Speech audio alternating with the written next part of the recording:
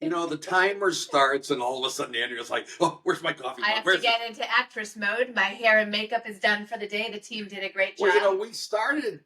Yeah, we're recording this on the 21st of March, and we're recording it at like noontime because makeup call was at 8. Listen, hair and makeup. That team that I have. I mean, we got to start this early. This is how the sausage gets made. The term I learned today. So, this is market update. Yes, market And update Thursday. I wanted to share something that the Massachusetts Association of Realtors put out. And we'll see if I can share it this time, since last time I failed. Couldn't. Not failed. It is a learning experience. Yeah. No Failed. such thing as a failure. If Failed. not, I'll read it. And it's actually pretty interesting data, or data, as some say. Well, go ahead. Oh, okay. The most important part that we talked about previously, this month showed the lowest number of single-family homes and condominiums for sale in the month of February since MAR began reporting the data in 2004. So when people ask me, how are things going in real estate? Yeah. I want to do my Sam Kinison imitation. Do it. I want to say, there's no inventory. Right. Then they might get scared. Yeah. But then they'll feel your Passion. and aggravation and stress. Well, there's a certain amount of frustration that comes with that. I know. Because you've got hundreds of agents out there, yep, all ready to go. It's spring market. Right. Spring market. Boom, boom, boom. And there's nothing to sell. At all. Well, there's a few. But it's funny. We were talking earlier that, I was looking at Shrewsbury and new on the market. I mean, nothing. One house here this week, maybe one. I mean, before, even a few years ago, you're having multiple houses per week coming on, and our poor buyers are sitting there like, do we jump on this one? Do we wait? And that's the biggest question. Do we wait? Do we? What are you waiting for? There's nothing to buy. They're waiting for more. There's no inventory. They're waiting for more of spring market. And that's, I said, listen, if I had a crystal ball, I love what everyone says, let me see the market next year. I go, I don't know where I see the market tomorrow, let alone next year. So, if I did have that crystal ball, we'd be bazillionaires. Yes. But we'll be regular people. You're going to say something good. The one bazillionaire that's out there is getting sued by Valid. Censor Burnett. We don't want to be a bazillionaire, so we'll be. I'm talking about the big lawsuit that's been in all the news, and many organizations have agreed to settle. Yep. Except for Home Services, which is owned vicariously or eventually by Warren Buffett. Yep. So it'd be kind of fun. Go figure. Well, Warren Buffett's probably sitting there saying, I'm not going to settle. We didn't do anything wrong. Smart. Stay in your ground. Right. And you can. Yeah, I mean, and the point is, the problem is the rest of us paid National Association of Realtor dues, and they've settled. Yes. We did nothing wrong, but we're going to give you $500 million. Sometimes you just try to go back to status quo. Right. And at the end of the day, no one did do anything wrong. The media, unfortunately, as always, hypes things up. Gets people in a frenzy for a week talking about it, saying this is the end of real estate and all that. And it's not. At the end of the day, buyers, sellers, everything is negotiable. Real estate is a negotiation. So we're clear that there's no inventory. Very clear on that. There's no the whole lawsuit thing. I don't know about where you go, but where I go, it's like, what have you guys been doing to me all these years? Yeah. I go, stay in my lane, keep going, doing what we've been doing because we've been doing everything the right way. Right. So, it's, as I said in our team meeting the other day, when you're in business, things always evolve. Industries change. You have to, be able to ebb and flow with that. And that's where we're at. It's low inventory. I mean, during COVID, look at how the market was. So, I mean, you can't ride that wave and be on top of the world forever. You're going to have, like I tell every agent that gets into this business, it's a roller coaster. It is. And I get seasick and air sick and car sick and all those sicks. So I've learned. I have never seen you anything but confident. Yeah, why wouldn't I be? Well, in the face of doom. I'm not a doom and gloom person. I always try to realize that But don't forget, I've also been in business for myself for 25 years. And multiple business. Multiple different businesses. So, I was a 20-year-old business owner. I didn't know my what from my new, what. And I was just like, what, this is great.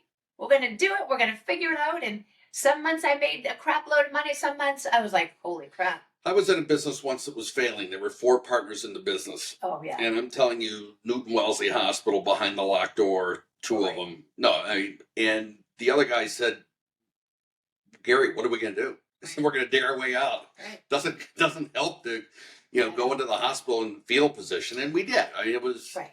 but it was a hard time. Yeah. I've always heard, only the strong survive as a business owner. And it's true. I mean, you have to adapt, and you have to sometimes change your business plan, change your strategy, change whatever you need to change. I mean, it's important, especially if you want to sustain in this. You can't do anything. Market update. Yep. No inventory. This is not a very exciting market update. Well, no, but if you are talking to a buyer, yep. What do you tell them right now? Or if you're talking to a seller? Because what I do when I'm talking to a seller is I say, get it on the market. Right. Stop this. I'm gonna paint the garage. Don't paint the garage. Put the thing on the market. Yeah. If I'm talking to sellers, obviously I dig a little deeper, as you do. I know you do. I want to find out their motivation. Are they going to buy something? Are they going to rent? Are they going to move out of the state? What's their actual plan? And then we explain that, winter is normally slower. We're technically still in winter. We're not technically in spring market. Stop it. Winter was very busy earlier. It's March 21st. And I just got the ice warning on my car driving in here. Possible ice. I ran my car through the car wash today because I'm... Right until your doors are... Yeah. Because nothing's going to stop me until you can't open your godforsaken doors. What I say to sellers is once we figure out what they're looking to do, obviously we watch the market every single day. Shrewsbury is my main market. And I look and I say, listen, these are the amount of houses that are on the market. This is what just came on. This is what, is in comparison. And this is how quickly something went off the market. So if they're ready to move, obviously we tell them. If they have a place to move to. Right. That's always a part of it for us. Yep. Is, do you know where you're going? Right. And if they say, oh yeah, we've got the Cape House. Great. Perfect. If it's, we got to go find a house now. Right. Okay, let's think about that. Contingency deals are back though. I mean, I think Absolutely. I've done 3 contingency deals in the past month and a half. No questions asked. COVID, no, if you said you had a contingency, they laughed at you and said, Right. Come back in next year. But contingency deals are back. And, at the end of the day, you're going to sell high for where we're at in the market now. Right. Rates, unfortunately, are digging their heels in. That we're just waiting for that little dip in rates, and that will, open up the floodgates again. So, that's the biggest thing. So can we get on all this and talk to our mortgage brokers and say, let's go find me some deals? We can do that. Well, let's get Brad, Tanya, you name it. Let's get him on here. And Brad would love to come on. okay. I would love it. Let's get No him on question next about time. I like to hear from mortgage brokers because I constantly read, but I want to hear what their predictions are. Obviously, that like us, they don't have a crystal ball, but I like to hear, that's their forte. They get told things from a different perspective. Right. Again, I'm reading it from the media, and I talked to my financial analyst. Yeah. He works for a big financial analyst firm owned by Bank of America. And Merrill Lynch, he says, all they do is tell us happy, happy, happy. Yeah. He says it's not always happy. Right. It's just not. Listen, anywhere you have investments, that it ain't always happy. But, I always say for us as realtors, it's a marathon, not a sprint. If you're in this for the long haul, you have to be prepared for no inventory, ton of inventory, low rates, high rates, buy high, sell low. It's always evolving. You know what I want to be able to do? Tell me. Is when there's a dip in the market and Yep. things are just not moving, I want to have the confidence and maturity to say, I'm going to take a week off. Yeah, good. Go on vacation. Yeah. No. When that happens, work harder, work longer. Yeah. Come on, Sue. Boom. We should all just plan vacations because I always say you are never, you are always so busy the second you step foot in an airport or true. for a road trip. I mean, I went to Aruba last month. Literally 3 people we need to sell this week. I go, this week? I was literally gone for 4 days. I go away, once a year maybe. But every single time, let's just do that. Let's plan a trip right now. Hold on a second. It's time for you to go back to Aruba, isn't it? Let's get you out of here. Thank you.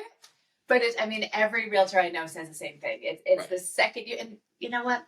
That's the name of the game. We're self-employed.